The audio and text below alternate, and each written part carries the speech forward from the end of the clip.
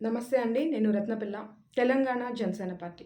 మనందరికీ తెలుసు ఆర్టీసీ కార్మికుల సమ్మె జరుగుతుందని. ఇది కేవలం జీతాల కోసం చేసే పోరాటంగా కాదు, వేల కుటుంబాల గౌరవం కోసం చేస్తున్న ఒక ఉద్యమంగా మనం భావించాలి.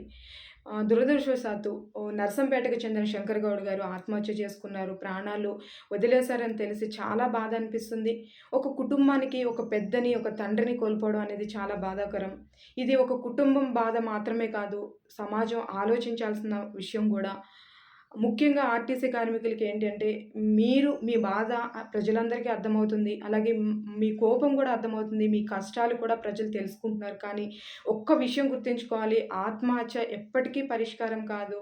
ప్రాణం అనేది పోతే, ప్రాణం తీసుకుంటే అది సమస్య తీరినట్టు కాదు. ఆ కుటుంబం జీవితాంతం ఆ విషాదం మిగిలిపోతుంది. ఎందుకంటే తెలంగాణ ఉద్యమం సమయంలో కూడా ఎంతోమంది యువకులు కావచ్చు, కార్మికులు కావచ్చు, విద్యార్థులు కావచ్చు, బలిదానాలు చేసి తెచ్చుకున్నాం. కానీ ఈ కుటుంబాల బాధ, చనిపోయిన కుటుంబాల బాధ ఎవ్వరు తీర్చలేరు. ప్రాణం పోయిన తర్వాత సానుభూతి మాట తప్పించి ఏ విధమైన న్యాయం వాళ్ళకి జరగదు. మనందరం కూడా చూస్తున్నాం. పరిస్థితులు ఎవరు ఆ ఫలాలు అనుభవిస్తున్నారు అనేది కూడా మనం చూస్తున్నాం. కాబట్టి ఈరోజు నేను ప్రతి కార్మికుడికి మనవి చేస్తున్నాను. దయచేసి ఇలాంటి నిర్ణయాలు తీసుకోకండి.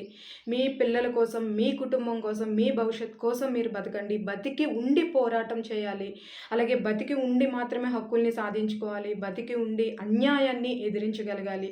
38,000 మంది ఆర్టీసీ కార్మికుల డిమాండ్‌లు న్యాయమైనవే. ఆ న్యాయం అయితే కనుక వాటికి ప్రజాస్వామ్య పద్ధతిలో మద్దతు ఇవ్వాల్సిన అవసరం ఉంది.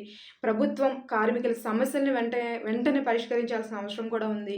సమ్మె అనేది కార్మికుడు సరదాగా ఏ కార్మికుడు చెయ్యడు. తన బాధలతో చివరి దశలో మాత్రమే రోడ్డెక్కుతాడు. కాబట్టి ఆ ప్రభుత్వం స్పందించాలి. చర్చలకు వాళ్ళని పిలవాలి. వాళ్ళ సమస్యల్ని మరొకసారి విని న్యాయం చేసే దిశగా ప్రభుత్వం వెళ్ళాలని కోరుకుంటున్నాం. మా జనసేన పార్టీ ఈ పోరాటానికి అండగా ఉంటుంది. మద్దతు ప్రకటించడానికి కూడా రెడీగా ఉంటుంది. కాబట్టి మీరు ధైర్యంగా ఉండి ఈరోజు సమ్మె చేయండి. ఎందుకంటే ఆయన చనిపోవడం అనేది చాలా బాధాకరం. కాబట్టి అలాంటి బాధని ఏ కార్మికుడు మళ్ళీ ఇంకో కుటుంబానికి రాకుండా చేయాల్సిన బాధ్యత మీ మీద ఉంది. శంకర్ గౌడ్ గారి యొక్క ఆత్మకు శాంతి చేకూరగాలని, ఆ ధైర్యం వాళ్ళ కుటుంబానికి ఇవ్వాలని దేవుడిని ప్రార్థిస్తున్నాము. మీ అందరికీ జనసేన పార్టీ అండగా ఉంటుంది అని తెలియజేసుకుంటున్నాను.